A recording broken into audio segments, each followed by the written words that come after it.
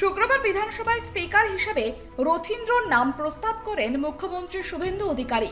মন্ত্রী অগ্নিমিত্রা পাল সহ বিজেপি বিধায়কেরা সেই প্রস্তাবকে সমর্থন করেন। বিরোধী দলের তরফে কাউকে প্রার্থী না করায় ধনী ভোটে স্পিকার নির্বাচিত হন রথীন্দ্র বোস। তাই গণতন্ত্রের মতো চলবে। আমরা গণতান্ত্রিক পরিবেশ বজায় রাখব এবং গণতান্ত্রিক ক্ষেত্রে যে বিরোধীদের স্পেস দেওয়া দরকার সে স্পেস দেব এবং বিধানসভাটা যাতে তারা সেভাবে তাদের বক্তব্য তুলে ধরতে পারে। সেই পোটেন স্পিকার তাপস রায় তাকে স্পিকারের আসনে স্বাগত জানান। বিধানসভার ঐতিহ্য মেনে স্পিকার নির্বাচনে প্রার্থী না দেওয়ায় মুখ্যমন্ত্রী শুভেন্দু অধিকারী বিরোধীদের ধন্যবাদও জানান। ধন্যবাদ জ্ঞাপন করব সমস্ত সদস্যদের এবং বিরোধী দল, প্রধান বিরোধী দল সহ অন্যান্য বিরোধী দলকেও, যে তারা পশ্চিমবঙ্গ বিধানসভার মহান ঐতিহ্য মেনে এই স্পিকার নির্বাচনে সর্বসম্মতিক্রমে স্পিকারকে নির্বাচিত করেছেন।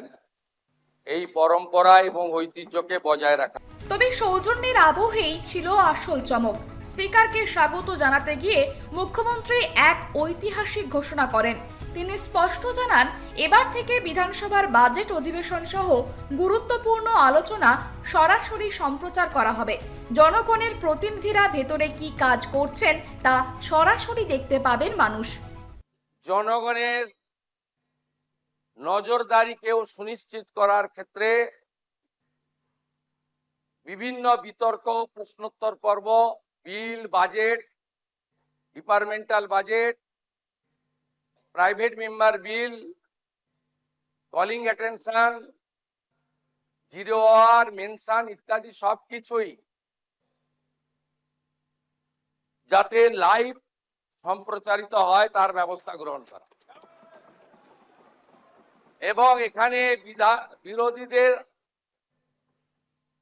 তাদের কার্যপদ্ধতিও জনগণের জানার দরকার রয়েছে। নিজের ভাষণে এদিন অতীতের তিক্ততা ও সংঘাতের স্মৃতিও উস্কে দিয়েছেন শুভেন্দু অধিকারী।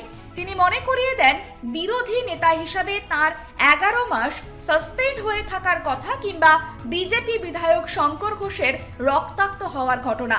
তৃণমূলকে পরোক্ষ খোঁচা দিয়ে তিনি সাফ জানান, বিধানসভা মারামারির জায়গা নয়। বিজেপি গণতন্ত্রে বিশ্বাসী বলেই সংখ্যাতত্ত্বে পিছিয়ে থাকা বিরোধীদের কথা বলার পূর্ণ সুযোগ দেওয়া হবে। 2006, 2016, 2021-এর অভিজ্ঞতা আজকে আমি অম্লমধুর অভিজ্ঞতা, সেটা আমি তুলে বিধানসভার নিজস্ব রুলস এবং বহুদলীয় গণতন্ত্রের যে পরম্পরা রয়েছে সেটা আমরা মেনেই এই বিধানসভায় অংশগ্রহণ করব এবং আলোচনায় আমরা নিজেদের মতামত রাখব। রাজনৈতিক বিশ্লেষকদের মতে সরাসরি সম্প্রচারের এই সিদ্ধান্ত বিধানসভার স্বচ্ছতা যেমন বাড়াবে, তেমনি শাসক ও বিরোধী উভয় পক্ষের ওপরেই তৈরি করবে বাড়তি নৈতিক চাপ। এখন দেখার, নতুন এই ব্যবস্থায় 18তম বিধানসভার ইতিহাস কতটা সংঘাত মুক্ত থাকে। ক্যামেরায় সূর্যশঙ্কর অধিকারীর সঙ্গে ত্রয়ন চক্রবর্তীর রিপোর্ট, KTV বাংলা।